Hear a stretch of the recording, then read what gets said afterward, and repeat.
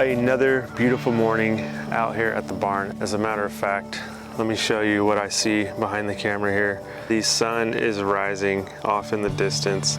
And that's one thing I love about working out here.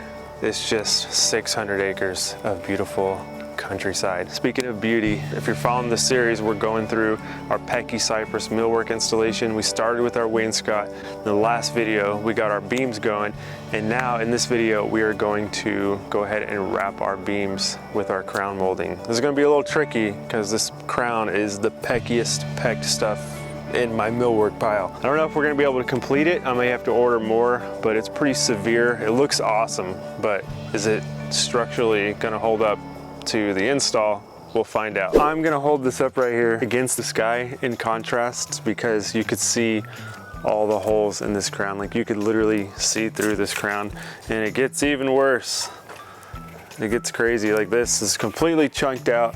There's a gigantic hole right here. They did tell me at the mill to begin with, we're not gonna mill that for you because it's not even gonna be held together. It's gonna basically just crumble and just fall apart.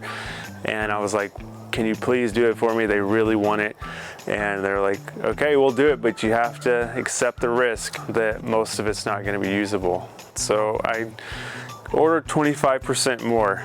And I don't know if that's enough because there's a lot of them that look like this. Now, thankfully, there's a lot that are usable and we'll be able to get a lot of this done. As far as the whole project of wrapping these beams, I do not know, but let's get started and just see what we got. We may have enough. So first things first, we're gonna take our Kaizen Fins and get it mounted on our Milwaukee saw. This was on my DeWalt, but since we're using the Milwaukee here on this job, we're gonna go ahead and put it on here. I've got one on my Makita in the shop too, and I love these things. You can see the hardware. It's pretty basic, pretty easy to install. You just drill through your fence, slide it on, and then you crank it down with these cam locks, as you'll see. But this thing's awesome. I'll never go back to cutting crown with crown stops on the table of the saw.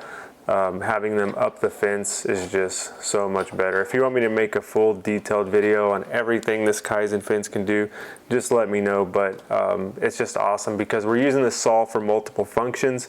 And if I'm cutting crown and John wants to come cut a base, he can just pull my little plastic clips off, or you can use shelf pins to make your stops. But it's pretty sweet how you can switch functions so quick. I'm just gonna put my two little clips in. These are already loose, so these will raise up. I'll tighten them down once I get it set up. And to get it set up, I'm just gonna put my crown in the nested position.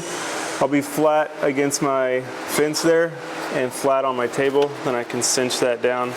And I only gotta do one side, and the other side is kind of set already. That'll lock in. If I don't wanna be cutting crown, I could just put those right up there, store them out of the way, and then boom, back to cutting our Pecky crown, baby.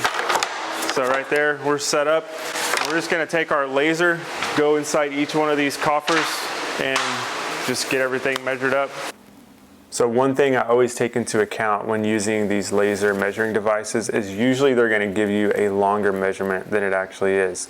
But we are going to miter our crown to that exact measurement because we want these to be a little bit long and then finesse them in. So Tom here, our cut man, is going to cut it to what the laser says.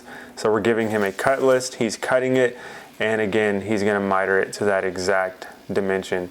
So you'll notice through this process, through these time lapses, we're gonna be handing pieces back to Tom and he's gonna be bump cutting them for us. And what that means is if the piece is too long, which happens since the laser is giving us that reading, we're gonna hand it back to him, and the bump cut is basically when he takes the material, bumps it against the blade, raises the blade, and then brings it back down and just lets the edge of the carbide of the teeth of the blade just barely shave that. And then he's gonna hand it back to us, and then we're gonna check the fit.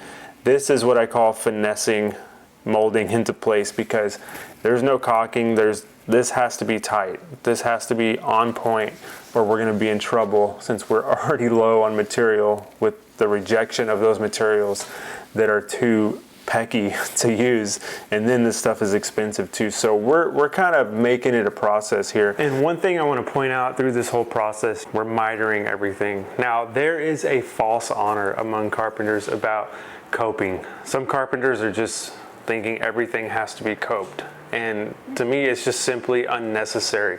Now, coping is a necessary skill that you need as a carpenter, but not everything has to be coped.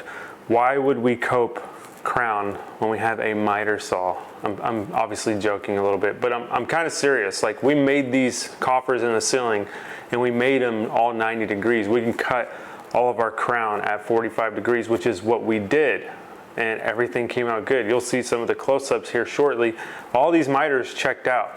And honestly, the carpenters who think, oh, everything has to be coped, only real carpenters scribe internal miters and cope. It's like, those carpenters who think you have to cope everything, you know what it's like? It's like those guys who go to the gym bros who go and get all buff and big and muscular, and they think they're gonna attract all the ladies when really it's only other gym bros that you're attracting. No one normal really cares. Like, I hate to break it to you.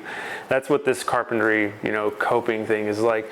Ooh, look how this looks going into place. Makes for a good Instagram, makes for a good YouTube, but after it's in, no one really cares. And I hate to break it to you, but miters and copes, after they're in, pretty much generally look the same. And for those of you thinking, well, copes are better for the seasonal changes, absolutely false. I've seen copes separate the same as miters in seasonal changes because it's a piece coped into another piece. That piece shrinks, well, you're back in the same position. And as wood, you know, it expands and contracts, that contraction is going to pull that cope away. So, I mean, really, it's a personal preference. If you cope, I'm not talking trash to you. I'm just saying, if you're telling other people you have to cope or you're a hack, well, then I'm talking to you because you simply just don't know what you're talking about.